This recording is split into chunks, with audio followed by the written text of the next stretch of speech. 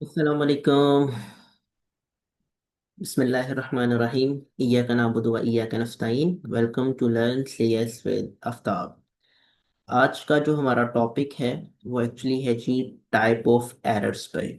जैसे कि आप लोग जानते हैं कि हमारा जो प्रीवियस लेक्चर था उसमें हम लोग ऑलरेडी डिस्कस कर चुके हैं कि एरर क्या होता है।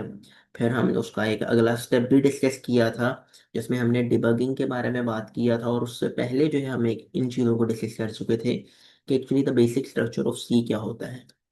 तो आज हम जो चीज़ों को डिस्कस करेंगे वो एक्चुअली हमारे पास आ जाएंगी टाइप ऑफ एरर्स, और उसके बाद हम जो डिस्कस करेंगे वो हमारे पास आ जाएंगे जो debugging features of Turbo C plus plus. ठीक है, हम उनको भी थोड़ा सा बेसिकली डिस्कस कर लेंगे।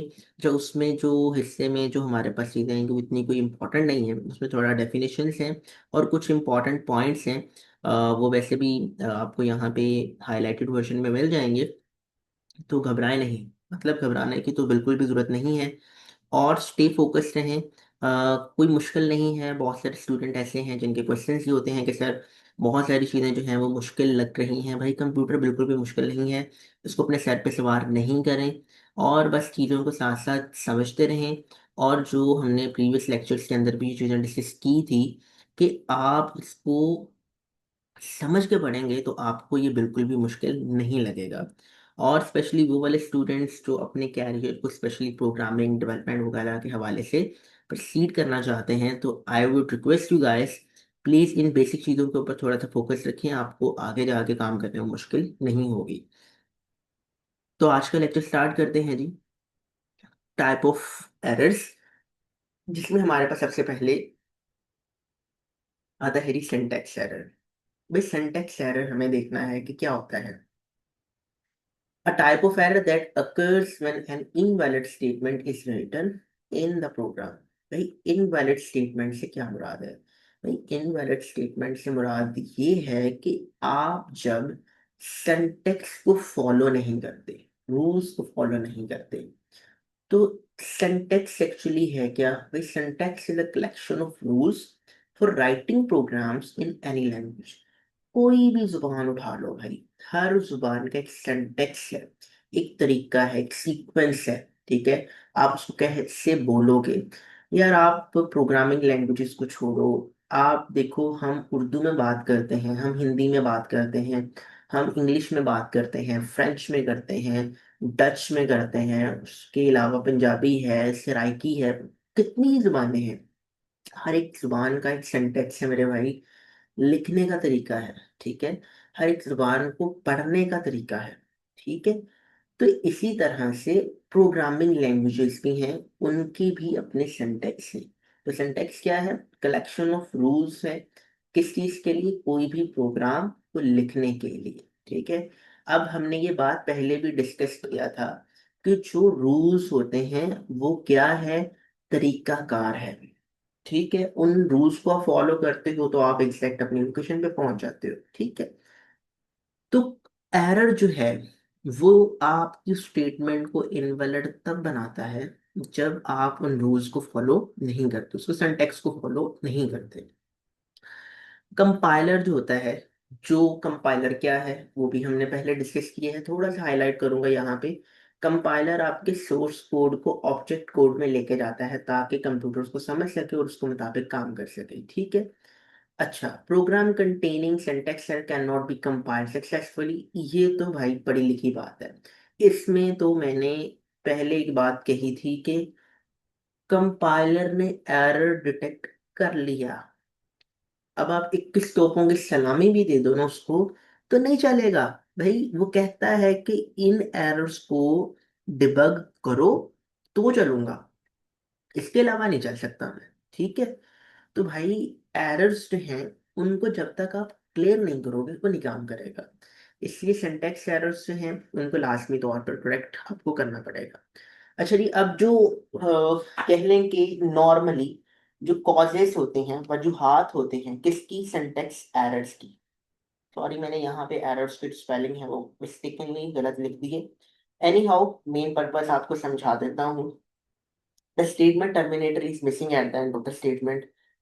जो बिगिनर प्रोग्रामर्स होते हैं, जो उन्होंने प्रोग्रामिंग करना शुरू शुरू की होती है, तो उनको अक्सर औकात, मतलब मेरे साथ भी ये प्रॉब्लम होती थी कि हम जब प्रोग्राम लिखते थे तो स्टेटमेंट टर्मिनेटर लगाना अक्सर भूल जाते थे। एक चीज, मिस स्पेल वर्ड्स। भाई आजकल तो लोग चैटिंग बहुत करते हैं, ठीक है, मैसेजेस के ऊपर डिस्कशन बड़ी होती है, तो उसमें क्या होता है कि हम कुछ और ही जबानें लिख रहे होते हैं, तो यहाँ पर प्रोग्रामिंग के अंदर वो वाली मिस्टेक्स भी कर जाते हैं। Any of the delimiters is missing. ठीक है, डीलिमिटर्स होते हैं, वो ब्रैकेट्स वगैरह जो होते हैं वो मिसिंग हो जाती है। ऑब्वियसली वो मिस होगा तो सिंटैक्स जो है उसके रूल्स फॉलो नहीं होते, तो वो भी आपकी कॉज हो सकती है सिंटैक्स एरर की। मिसाल के तौर पर, हम वो अक्सर चैट वगैरह भी कर रहे होते हैं, उसमें कुछ इस तरह के सिंटैक्स बोल रहे होते हैं, फॉर, तो वो उसके लिए फिर हम टाइप कर देते हैं FORR। ओके, तो इस तरह की चीजें हमें लिखना क्या होता है, FOR। ठीक है, तो ये हमने एक छोटी सी एग्जांपल यहाँ पर ऐड कर दी। अच्छा, उसके बाद आते हैं जी logical errors. A statement with logical error may produce unexpected and wrong results in program। अच्छा, इसको समझने के लिए मैं आपको एक चीज बताता हूँ भाई। उसमें सिंपल सी चीज है कि देखो, आपको मैंने एक चीज समझाई थी कि कोई भी प्रोग्रामिंग लैंग्वेज है, सबसे पहले उसको, उसके ऊपर काम करने के लिए इम्पॉर्टेंट चीज है कि आपको उसका सिंटैक्स समझना है कि वो प्रोग्रामिंग लैंग्वेज काम करती कैसे है, उसके असूल क्या है, उसके तरीकाकार क्या है। जब आपको वो बात पता चल जाएगी तो फिर आप उसके अंदर डिफाइन करते हो लॉजिक, रीजनिंग बनाते हो, सोल्यूशन कैसे करना है प्रॉब्लम का। एग्जैक्टली यही भाई एक कमाल की चीज है जो एक डेवलपर कर सकता है, एक प्रोग्रामर कर सकता है। तो लॉजिकल एरर्स होते हैं वो तब आते हैं जब being a developer, being a programmer, आप किसी भी प्रॉब्लम के सॉल्यूशन की तरफ जाते हो तो आप लॉजिक सही तरीके से इम्प्लीमेंट नहीं कर पाते। ठीक है, तो आप जो रिजल्ट रिक्वायर कर रहे होते हो उसके ऑपोजिट चले जाते हो, तो डेफिनेटली वो लॉजिकल एरर्स होते हैं। ठीक है, ये error, a type of error that occurs due to poor logic of programmer. Obviously programmer ने जब एक बेहतर लॉजिक डिफाइन नहीं करनी तो लॉजिकल एरर्स आएंगे। ठीक है, difficult to find because translator can not detect. ठीक है, कंपाइलर है या कोई भी ट्रांसलेटर है, वो आपके लॉजिकल एरर्स जो है मेरी जान, वो तो नहीं डिटेक्ट करेगा, बिकॉज उसका काम ही नहीं। ठीक है, उसका काम है सिंटैक्स एरर्स को डिटेक्ट करना। Okay, it can only be detected by examining the program thoroughly. ठीक है, फिर इसका तरीकाकार ये होता है कि आपको अगर लग रहा है कि आपका प्रोग्राम सही तरीके से काम नहीं कर रहा, तो you have to search it out. आपको एक एक लाइन, एक एक लफ्ज देखना पड़ेगा कि कहाँ मिस्टेक कर रहे हो आप। तो आप उसको जब देखते हो, फिर उसको प्रॉब्लम सॉर्ट आउट करते हो, फिर जाके वो सही तरीके से आपको रिजल्ट देना शुरू करता है। जैसे कि एग्जाम्पल हमने यहाँ पे दी, using wrong conditions in program such as writing a less than 5 instead of a greater than 5। आपको लिखना ये था कि ए जो है वो लेस देन है, सॉरी ग्रेटर देन है, ए जो है वो लेस देन है 5 से, इंस्टेड ऑफ ए जो है वो ग्रेटर देन है 5 के। तो इस तरह की लेस देन और ग्रेटर देन के साइन में आपने अदला बदली कर दी तो प्रॉब्लम हो गया। ठीक है, using wrong formula as writing. अब एवरेज का फार्मूला आप गलत लिखते हो, आपको एक्चुअली डिवाइड करना होता है, वहां पे आप मल्टीप्लिकेशन कर दो तो ऑब्वियसली रिजल्ट्स तो गलत हो जाएंगे। तो इस तरह से जो है वो आपके पास क्या होते हैं जी, लॉजिकल एरर्स होते हैं, वो आ जाते हैं। अच्छा जी, उसके बाद थर्ड टाइप आती है हमारे पास टाइप ऑफ एरर्स के अंदर, रन टाइम एरर। भाई रन टाइम एरर क्या होता है ये भी देख लेते हैं। A type of error that occurs during the execution of program. ऐसे एरर्स जो कि तब आते हैं जब एग्जीक्यूशन प्रोग्राम की हो रही होती है। It occurs when a statement directs the computer to execute an illegal operation.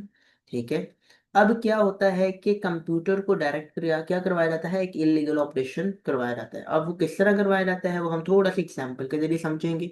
These are detected and displayed by the computer during execution.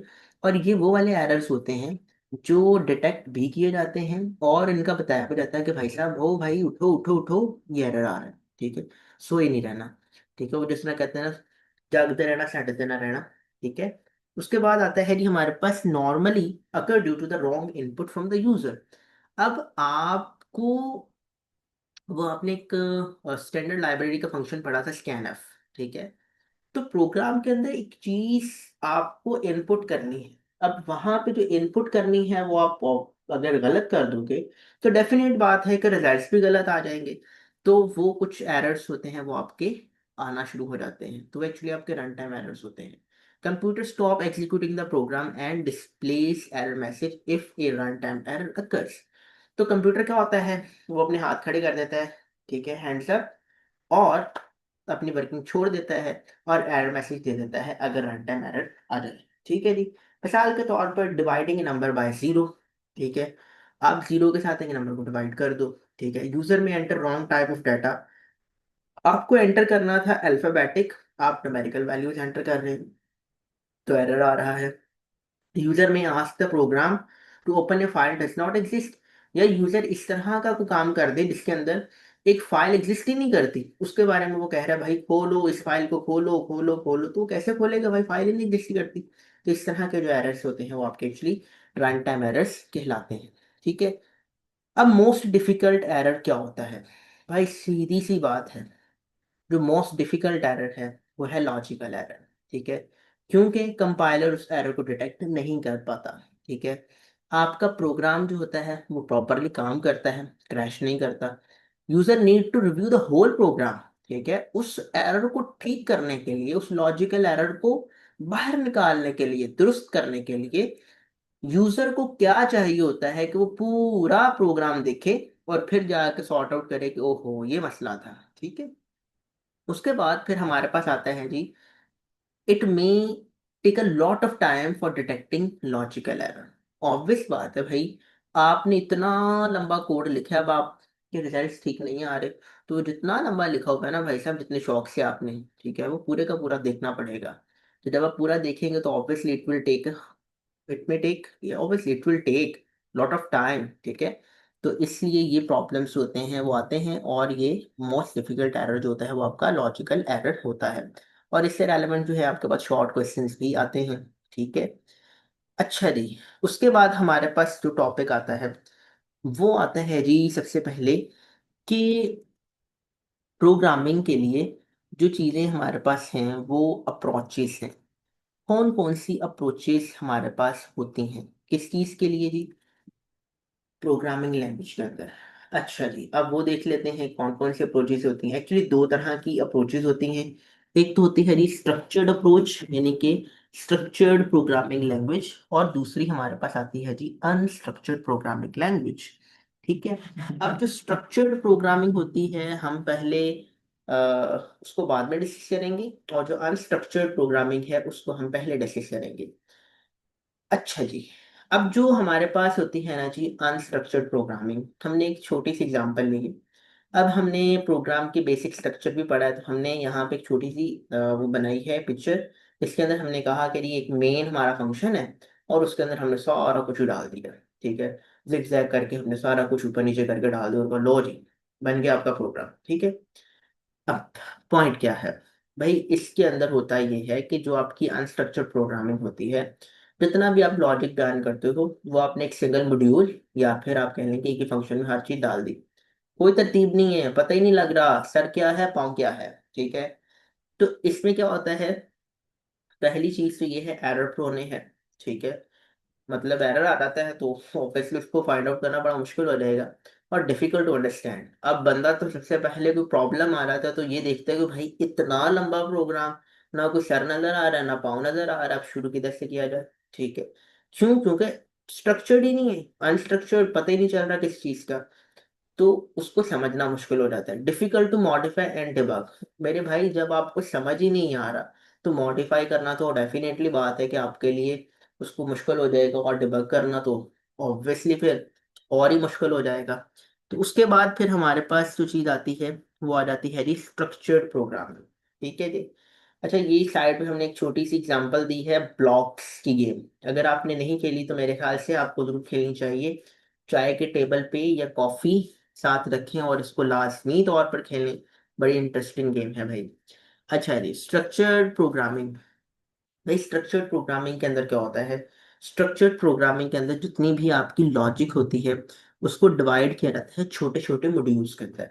ठीक है, मॉड्यूल्स में या फिर आप ये कह लें कि छोटे छोटे हिस्सों में तकसीम कर दिया जाता है फंक्शंस के अंदर। ठीक है, और एक बड़ी इंपॉर्टेंट चीज़ है, functions are like building blocks. जितने भी फंक्शंस आप बयान करते हैं वो बिल्डिंग ब्लॉक्स होते हैं। जैसे कि हमने यहाँ पे एक स्लाइड पे एक एग्जांपल दी कि फंक्शन कॉल्स। ठीक है, अब उस फंक्शन कॉल के अंदर हमने दो और फंक्शन रखे, जिसमें हमने कहा कि एक फंक्शन है जिसका नाम है f1 और एक फंक्शन है जिसका नाम है f2। It could be f3, f4, f5, 6, 7, 8, 9 and what ever, जितनी भी चाहिए आपको आप कर सकते हो। ठीक है, अब हर एक फंक्शन के अंदर एक स्पेसिफाइड काम है, एक स्पेसिफाइड लॉजिक है। तो भाई जब आप उसको एक स्पेसिफाइड वे में लिखोगे तो आपके लिए काम करना आसान हो जाएगा। अगर आप ऐसा नहीं करोगे तो मेरे प्यारे भाई प्रॉब्लम ही प्रॉब्लम है। जैसे कि अनस्ट्रक्चर्ड में है, तो स्ट्रक्चर्ड के अंदर क्या होता है, आप सारे लॉजिक को डिवाइड कर देते हो छोटे छोटे फंक्शंस के अंदर, ताकि हर मॉड्यूल जो होता है उसमें कुछ हिस्सा होता है कोड का और वो मुख्तलिफ तरह की फंक्शनैलिटीज परफॉर्म कर रहा होता है। ठीक है, मेन मॉड्यूल जो होता है वो कॉल करता है, यानी कि मेन फंक्शन जो होता है वो कॉल करता है बाकी फंक्शंस को तब जब उसको एग्जीक्यूट करने की जरूरत होती है। ठीक है, अब ये क्या होता है, ये एक मॉड्यूलर मेथड होता है। किस चीज के लिए, प्रोग्राम को राइट करने का है। एक स्ट्रक्चर्ड अप्रोच है ना, एक फंक्शनल अप्रोच है जिसके अंदर आप चीजों को एक सीक्वेंस के अंदर लेके चल पाते हो। ठीक है, इसको बहुत आसान है इसकी कह लें कि इम्प्लीमेंटेशन, इसकी टेक्निक्स बड़ी सिंपल होती हैं। आसानी के साथ आप इसको लिख सकते हैं, समझ सकते हैं। अब इसको कह ले कि फिर मॉडिफाई करना बहुत आसान है। अगर फॉर एग्जांपल इसमें कोई भी एरर आ जाता है तो उसको डिटेक्ट करना भी आपके लिए आसान है। और इसमें जो है इस तरह के जो हमारे पास जो है एरर के जो चांसेस होते हैं वो भी बहुत कम हो जाते हैं। होपफुली अभी तक आप जो है स्ट्रक्चर्ड और अनस्ट्रक्चर्ड और उसके साथ साथ जो एरर्स की टाइप है उनको बेहतर तरीके के साथ समझ चुके होंगे। एनी हाउ हमारे पास जो आखिरी टॉपिक है वो हमारा इस चैप्टर का आखिरी जो टॉपिक है वह है debugging features of Turbo C plus plus. और ये भी कोई इतना मुश्किल नहीं है, तो हमारे साथ रहें, हम इंशाल्लाह इसको भी कवर अप कर लेंगे। तो चलिए, सबसे पहला हमारे पास जो स्टेप आता है वो आता है सिंगल स्टिपिंग। ठीक है जी, सिंगल स्टिपिंग जो होता है, debugger provides the facility to find error by executing one line of program at one time। Debugger क्या करता है इसके अंदर, ये फीचर्स हैं टर्बो सी प्लस प्लस की। अब इसके अंदर जो डिबगर है उसका ये पहला फीचर है कि वो आपको ये फैसिलिटी प्रोवाइड करता है कि अगर एरर फाइंड आउट करना है तो एग्जीक्यूट करेगा एक लाइन प्रोग्राम की एक ही वक्त के अंदर। ठीक है, enable the programmer to detect exact place of error। वो प्रोग्रामर को ये सहूलत देता है, कह लें कि एक सपोर्ट देता है कि वो जो एग्जैक्ट जो एरर की प्लेस है वो उसको फाइंड आउट कर लेता है। Produce to produce to execute one step at a time when single stepping. ठीक है, सॉरी, प्रोड्यूस किया जी, procedure to execute one step at a time with single stepping. Procedures क्या हैं जो आप एग्जीक्यूट कर सकते हैं one step at a time, एक ही स्टेप आपने इस्तेमाल करना है किसके साथ, सिंगल स्टेपिंग के साथ। तो आपका क्या है, आप इसको कर सकते हैं सिलेक्ट रन। रन का ऑप्शन बिल्कुल मेन्यू बार के अंदर आ रहा होता है। ट्रेस इनटू और, ठीक है, और उसके बाद एक ऑप्शन आ जाता है ट्रेस का इनटू। ठीक है, या फिर आप कर सकते हैं प्रेस F7। अब ये वाला जो आपका आखिरी लाइन है ना, ये और इससे पहले वाली लाइन आपके लिए इंपॉर्टेंट है, इसमें से एमसीक्यूज बन सकता है, ये एमसीक्यूज बन रहा है। ठीक है, उसके बाद फिर आपके पास जो इम्पोर्टेंट चीज आती है, जो इससे नेक्स्ट स्टेप आता है, वो आती है वॉचेस, जो आप इस्तेमाल करते हो किसी भी वेरिएबल की वैल्यू को चेक करने के लिए जब आपका प्रोग्राम एग्जीक्यूट करता है। उसके बाद indicates how value of variable change during program execution. और इस बात को भी इंडिकेट करता है जो आपकी वैल्यूज हैं वेरिएबल की प्रोग्राम के एग्जीक्यूशन के दौरान किस तरह से वो चेंज होती हैं। ये दूसरा फीचर है इस चीज का, टर्बो सी प्लस प्लस का। आमतौर पर ये सिंगल स्टेपिंग के साथ ही इस्तेमाल किया जाता है। और इसके जो तरीकाकार हैं, यानी कि इसको यूज करने का जो तरीका है वो क्या होगा? आपने कर्सर प्लेस करना है वेरिएबल पे, ताकि आप क्या कर सकें, उसको चेक कर सकें। सबसे पहले आप एक ऑप्शन आता है मेन्यू बार के अंदर डिबग का, उसमें फिर नेक्स्ट आपके पास ऑप्शन आता है वॉच का, और उसमें फिर एक सब मेन्यू ऑप्शन आता है, और उस सब मेन्यू ऑप्शन के अंदर ऐड वॉच आता है, और ऐड वॉच करने के बाद आप स्पेसिफाइड वेरिएबल को वहां पे पेयर होने के बाद वॉच एक्सप्रेशन की फील्ड में चले जाते हैं। ओके प्रेस कर दें या फिर आप एंटर प्रेस कर दें, एक नई विंडो आपके पास आ जाती है, और उसके जरिए से आप उस सिलेक्टेड सिंबल को सिलेक्ट कर लेते हो जो कि अनडिफाइंड होता है। फिर आप सिलेक्ट करते हैं रन को, और फिर वही वाला जो स्पेसिफाइड आपने उसमें यूज किया होता है सिंगल स्टेपिंग के अंदर, वो क्या है हमारे पास, ट्रेस इनटू या फिर F7 आप प्रेस करते हो, और फिर वो सिंगल स्टेपिंग को एग्जीक्यूट करवाता है, और जो वैल्यू है सिलेक्टेड वेरिएबल की वो वॉच विंडो के अंदर अपेयर होना शुरू हो जाती है।